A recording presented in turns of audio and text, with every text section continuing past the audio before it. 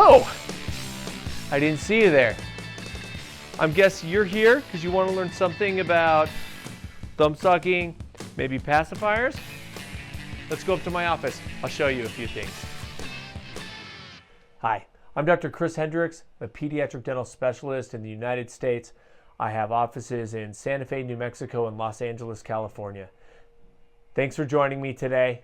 Today we're going to talk about non-nutritive sucking. I'm going to make the case for situations where it can be beneficial and how to do it in the best way possible, avoiding some of the pitfalls that can come along with it. I want to start off today with story time. I am a pediatric dentist after all.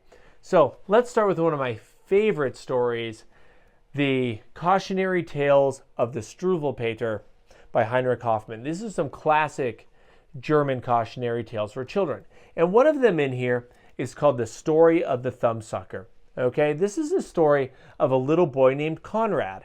Conrad's home and his mom is going to go out. And his mother says, Conrad, I have to go out. While I'm home, I need you to be a good boy and do not suck your thumb. Because if you do, the tailor is going to come with his big tailor scissors and he's going to cut your thumbs off. So, sure enough, Conrad's mom leaves, and what does Conrad do first thing? Pops that thumb in, he starts sucking his thumb. Well, no sooner does that start than the tailor comes running in with his scissors and snips off Conrad's thumbs right away. So a little later, Conrad's mom comes home, and what does she find? She finds Conrad there with no thumbs left. So this is obviously a really gnarly story, right? One that's really going to scare children. But the question I have is, why do we have a story that's this intense? What is it about thumb sucking that you need to have a story about cutting the thumbs off? It's that severe that we want to scare children. We want to make sure that they're not doing it. We're going to answer that question today, and then we're going to transition that. We're going to look at pacifiers as a replacement for thumb sucking, and we're going to look at how to make good choices around that in dealing with our own children or the children we work with in a professional setting. The first thing I want to do today is we need to define non-nutritive sucking. What is non-nutritive sucking? Non-nutritive sucking is when a kid, a baby, sucks on something other than a breast, or even a breast, but they're doing it not for the purpose of gaining nutrition or eating, right? So when our babies are born, they're born with an innate desire to suck and suckle. And this is obviously super important because this is how they're going to get the nutrition they need.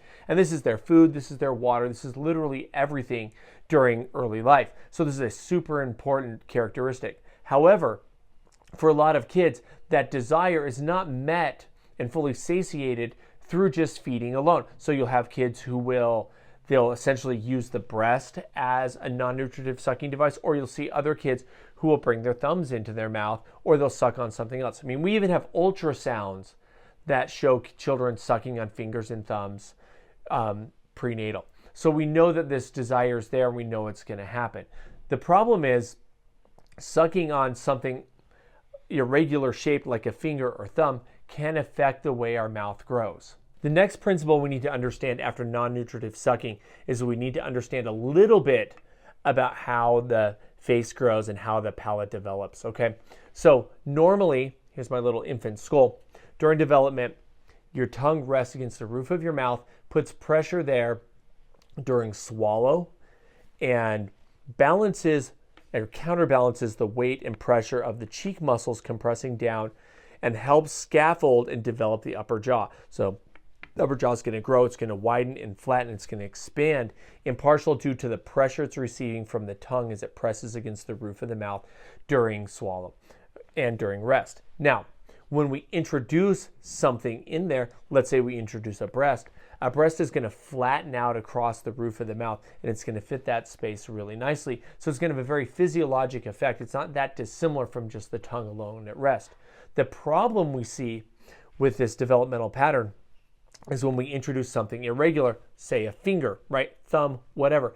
As it comes in, and as it presses up into the palate, it changes the distribution of forces. So instead of kind of a flattish tongue pressing up against the mouth or the roof of the mouth and supporting the development of the palate, we might have something much more narrow. That's going to press upward. It's also going to be a lot more rigid. A thumb is much more rigid than a breast would be, or certainly than what the tongue is. So it's going to press upward. That upward force changes the way we're developing and can collapse in the palate. So what happens is your lower jaw, which is growing a little bit more under genetic control and is less affected by the forces around it, it's going to grow. You're going to narrow out this upper jaw. As it becomes too narrow, that's going to affect a few things. That's going to affect the nose. It also affects the eustachian tubes, which are the tubes connecting our ears. So if that palate becomes too narrow and high up from an unnatural force pushing against it, or too narrow of a force, we're going to collapse in the nose. That's this space right in here. The roof of the mouth is the floor of the nose. We're going to shrink that up. We're going to breathe less well through our nose. We're also going to kink the tubes, the eustachian tube that connects our ears in towards our inner head, which is going to cause an increase in ear infections. So we know kids who have habits have narrowed out palates. It pushes the front forward. If you have teeth, it's going to move the teeth out of place. It also causes increased ear infections. So when we come back to the original question, why did Heinrich Hoffmann write this horrible story about a kid getting his fingers cut off with scissors? Why? Because we didn't want to see those changes happen in the kid. Heinrich Hoffmann may not have known, hey, we're going to collapse the palate, we're going to narrow up the nasal passages, we're going to kink the eustachian tubes. He wasn't aware of that. We're flaring out. He could see the flaring of the teeth. He could see them sticking out when you saw a kid with a habit. And we knew that looked irregular, and that was bad. The visual sign was what told us that there was a problem. In fact, if you've seen my TikToks, you know in one of my first big TikToks, I made comments about how sucking habits can change the way you look, and people were not happy to hear that. But it does, it affects the way you look also. So these are super important factors. That's why we have these cautionary tales. So obviously, we would like to avoid our children from sucking their thumbs, their fingers, and having these habits, which we call pernicious habits. Okay, but we know children want to have a non-nutritive option for things to suck on. Enter the pacifier. As we get into pacifiers here, I want to bring up a couple other things. Non-nutritive sucking really does have its place for children. There are some benefits to it. You know, we talked about some of the negative things that can happen right away, but there are some upsides. And if you think about the upsides, one of the number one upsides is that it calms children.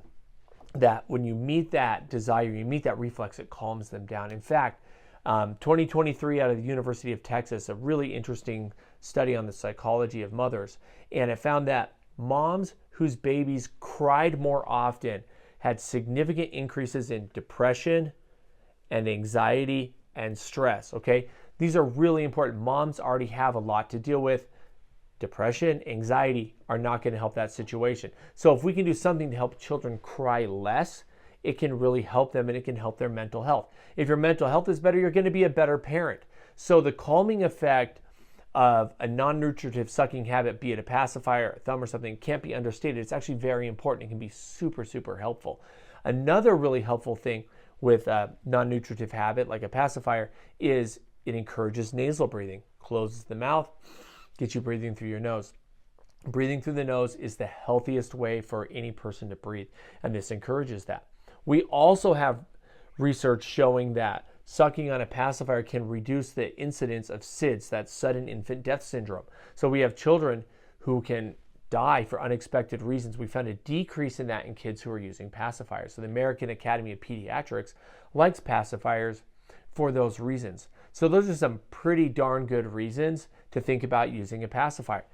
Children are going to be more calm. You're going to meet this need. You could potentially have less crying, reduce the risk of SIDS, and improve nasal breathing. These are all really, really good things. So how can we have our cake and eat it too? You know, how can we meet the need for the children and ourselves and also mitigate some of the downsides? The way we're going to do that is we're going to improve upon the traditional pacifier. So let's talk briefly about the history of pacifiers. Pacifiers have been around for thousands of years. We have some early pacifiers from archaeological digs from at least 3,000 years ago in Italy showing like little clay animals with little holes, like little like pigs and stuff. And they had like a place where you could put some honey in it, and that would encourage the kids to suck on it. And then later through time, different materials were brought into play. You either had people sucking on cloth, or you even had like carved bone, wood. There was ivory if you were rich. There was gold and silver and all sorts of different things kind of shaped so that a kid could suck on it. It wasn't until like the early 1900s when you saw the first like rubber pacifiers show up, something maybe similar to this guy right here. This is obviously a modern pacifier, but this is an all rubber pacifier, and we had the first modern pacifiers come onto the scene, and they kind of developed over the century. Now, what's interesting about them is for the longest time, pacifiers were largely this particular shape. This shape here looks like this, or like this. Here's another example. This is referred to as cherry shape. And in the dental studies where we've looked at the effects of different shapes of pacifiers, this is the cherry shape, and this is normally the shape that we use to be considered the bad shape. For our purposes today, we'll kind of look at a few different shapes and how they affect the kids and how they interplay with the mouth, okay? So let's start with this one. This is probably the first pacifier your kid receives. Certainly if you're born in the United States, most hospitals are going to give you this pacifier as like a welcome to life gift bag or whatever they give the kids. They're going to give you one of these. We had some in my house when our children were born as well. And this is an interesting pacifier. This is a very specific pacifier that serves a specific purpose that very few people understand what that is. I think feeding therapists will recognize it, but outside of feeding therapists, maybe lactation consultants, most people don't have any clue. They just think this is a good pacifier because the hospital gives it to you. Well, the thing about it, it's supposed to approximate the shape of a nipple. And you and I all know, if you've seen a nipple, and you probably have, guess what? They might look somewhat like this until a kid starts sucking on it. Once a kid starts sucking on this nipple, it's going to deform, elongate, and flatten, and the human nipple is going to look very, very different from this. But this is used in this nipple shape because it can stimulate a child who's having struggles with feedings. So they like these in a lot of neonatal units. If young babies, maybe premature babies, whose suckle reflex isn't quite there, they're struggling to feed, they can take this. It's hollow. You can put your finger in it. You can actually reach in the mouth. You can use it to help stimulate that child and try to get that suckle reflex going. Because of its shape and a little bit of its rigidity, because it doesn't flatten, as the children try to suck on it, it forces them to use a little bit more strength. And in a child where you have lack of strength, you're trying to build that so you can feed effectively, that can be a really nice tool. But that's kind of where the benefits of this particular pacifier end. Once you get outside of it, like a specialist feeding scenario, these things aren't that good. In fact, it was this exact style of pacifier that sparked my entire foray into social media about pacifiers. I was at the Albuquerque airport one day walking through security, and I saw a toddler come walking by with his family, and he had one of these pacifiers. They had a clip on it, clipped onto this tab here. It was clipped to his shirt. This thing was in that child's mouth. And all I could think was, oh no, that is a terrible pacifier for that kid. That kid is much too old. If you look at these, this particular one says Soothie, recommended 0 to 3 months marked on it. Well, the problem is kids get used to a certain shape and they like it. We want to soothe them. Well, you don't have the soothing effect if you switch to a shape that the child doesn't like. So the kids start with this, and many kids get this even though they don't have feeding problems. They start with it, and now they won't quit. So this kid obviously had a bad habit, and I thought, oh my gosh, that kid's mouth is going to look so bad. I should make a video about that. That would be something I could get out there because I was trying to get messages out about different things that I thought were interesting within pediatric dentistry. Well, I got back to my clinic a few days later, and in walks another child. That child, I look in their mouth, and you know what I see? This mouth right here. This completely collapsed little dental arch. And I was like, Mom, what is your child sucking on? Pacifier. This kid has all of their primary teeth erupted. That means this child is probably at least 2 years old based on just where the teeth are. And I said, I'm doing some work on pacifiers. Would you mind if I got a scan of your child's mouth? The parent consented. I took my little computer scanner and I was able to pretty much get this thing scanned. I got it together and I came out, we printed it, we got it copied into stone, and I took the pacifier I had and placed it into this mouth, and it fit perfectly, an absolute perfect fit into the arch. And right there you can see the damage that can happen. If we go back and you recall what I said about the growth and the way the tongue is scaffolding the growth, if I replace that tongue with a stiff, small pacifier nipple and I put that thing in there and I leave it long enough with enough intensity and duration, I'm going to collapse my upper jaw into something that looks like this. Now, if you took a normal dental arch that this thing should fit with, you would see the upper jaw collapses inside the lower jaw.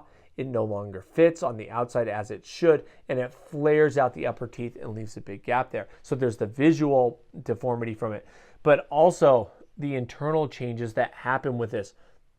When you collapse in your palate like this and get it so high, your tongue no longer becomes capable of moving up to the top of it to support it. So you create a deformity that can no longer allow for proper growth. So the problem continues. So even though you've stopped the habit, this doesn't go back. The front teeth might fall back into place under pressure from the lip, but the changes you've made to the palate aren't going to change, which means the internal changes to our palate here and the stuff deeper within our nose, the things that affect our full physiology, they're not changing.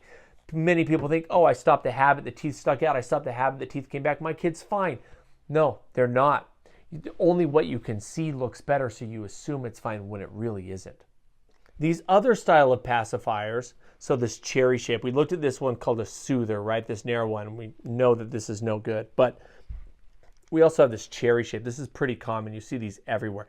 To me, these look kind of like the ring pops.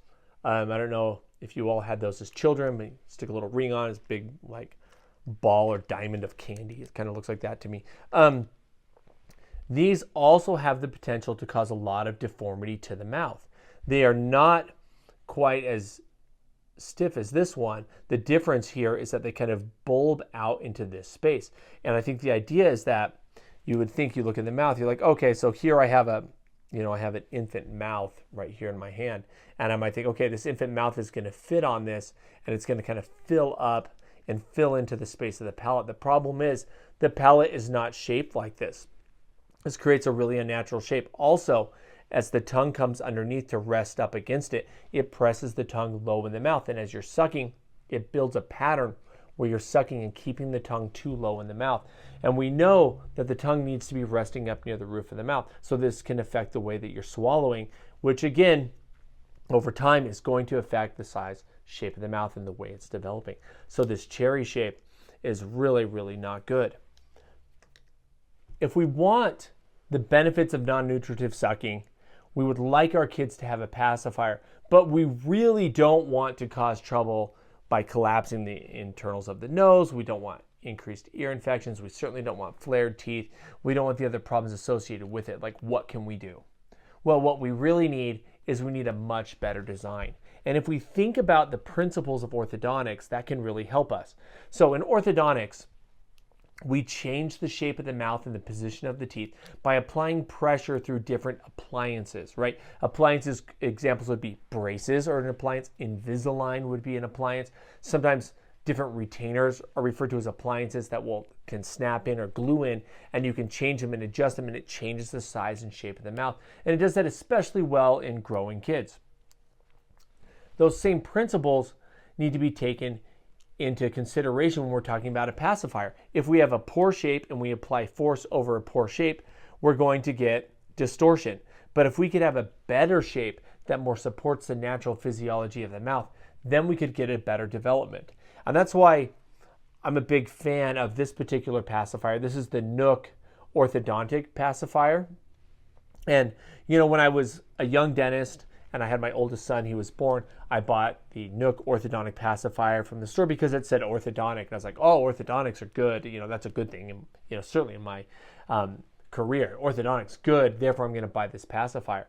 It was only later as I really looked at it closely and better understood the growth and development in a young kid that I knew just how good it was. So I want to look at some of the design elements of this particular pacifier and why it's so much better, and how proper use of this I think can help enhance the growth and development of our kids versus one of these pacifiers with a much poorer shape. So the first thing I want to talk about is we're going to address the flare of the front teeth. We all know you have something big sticking in there, it's going to flare the front teeth. Let's just remind you of the thumb sucking flare. Here's a kid from my practice recently who sucked his thumb all the time. Look at this gap. This kid couldn't damage a hot dog if you gave it to him and told him to bite it with his front teeth, right? He's got this huge gap up here. So that's from the thumb's constant presence, not allowing these teeth to come in. So one of the first things about a better pacifier design is the entry point into the mouth has to be smaller. By having a big wide entry point, like say this guy, you have this wide entry point, that's too wide. So you look at this, okay, this thing here measures about 11 millimeters in terms of width there.